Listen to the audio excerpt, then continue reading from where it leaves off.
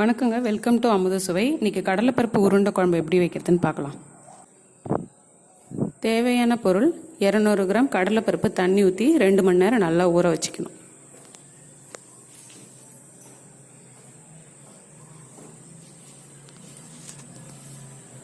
இங்கே 2 மணி நேரம் கடலைப்பருப்பு நல்லா ஊறிடுச்சு. இதை இப்போ வடைக்கு அரைக்கிற மாதிரி அரைச்சி வச்சுக்கலாம். இதை நல்லா அரைச்சாச்சு. இப்போ உருண்டைக்கு தேவையான பொருள்லாம் இதில் சேர்க்கலாம். அதுக்கு போதுமான அளவு உப்பு சேர்த்துக்கோங்க. 3 பெரிய வெங்காயம் நறுக்கினது,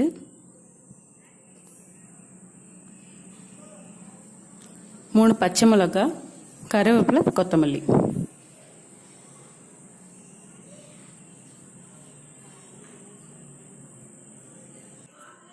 2 டேபிள் ஸ்பூன் சோம்பு சேர்த்துக்கோங்க. இது நல்லா மிக்ஸ் பண்ணிக்கோங்க. மிக்ஸ் பண்ணிவிட்டு இந்த மாதிரி பால்ஸ் மாதிரி உருண்டை பிடிச்சி வச்சுக்கணும். உருண்டையெல்லாம் இட்லி பானையில் வச்சு அவிக்க போகிறோம்.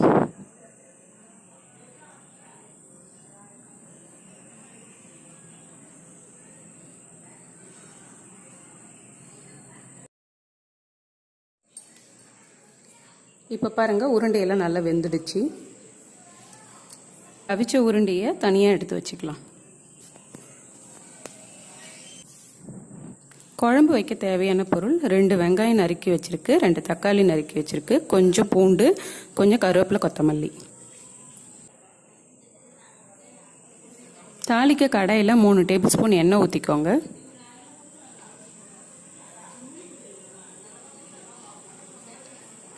எண்ணெய் ஹீட் ஆனதும் கடுகு, உளுத்தம்பருப்பு, அப்படி இல்லைன்னா வடகம் போட்டு தாளிக்கலாம்.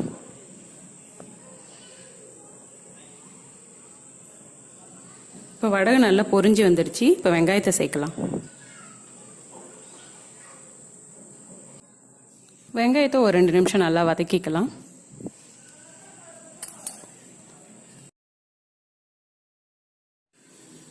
வெங்காயம் வதங்கினதும் கருவேப்பிலையை ஆட் பண்ணிக்கலாம்.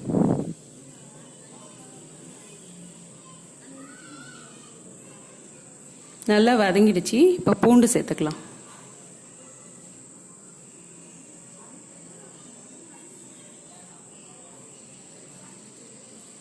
தக்காளியும் ஆட் பண்ணிக்கலாம்.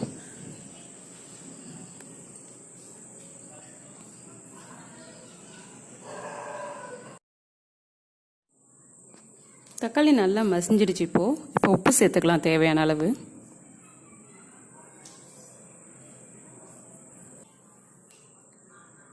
மூணு டேபிள் ஸ்பூன் மிளகாய்த்தூள் சேர்த்துக்கலாம்.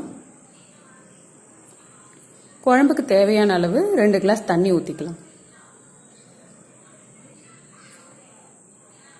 நல்லா கலந்து விட்டுக்கோங்க.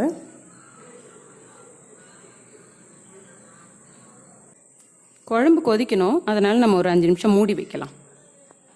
குழம்பு கொதிக்கட்டும். அரைக்கிறதுக்கு தேவையான பொருள் தேங்காவும் சோம்பும் மிக்சியில் போட்டு அரைச்சி வைக்க போகிறோம். தேங்காய் நல்லா அரைச்சாச்சு. இப்போ பாருங்கள், குழம்பு ஒரு 10 நிமிஷம் நல்லா கொதிச்சிடுச்சு. இப்போ அந்த அரைச்சி வச்சிருக்க தேங்காய் இதில் சேர்க்கலாம்.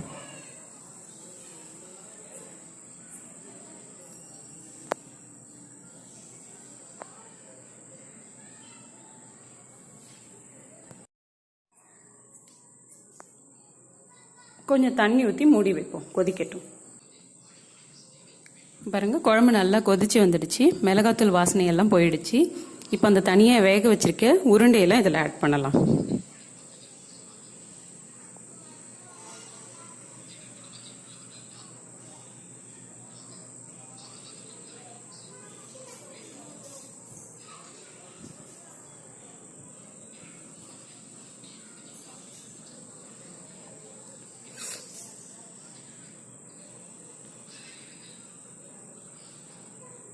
நல்லா கலந்து விட்டுக்கோங்க.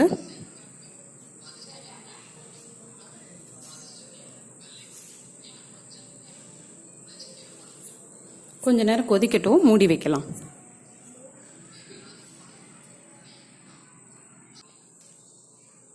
ஒரு 5 நிமிஷம் நல்லா கொதிச்சிடுச்சு. இப்போ பாருங்கள், உருண்டையெல்லாம் உடையாமல் அப்படியே அழகாக இருக்குது.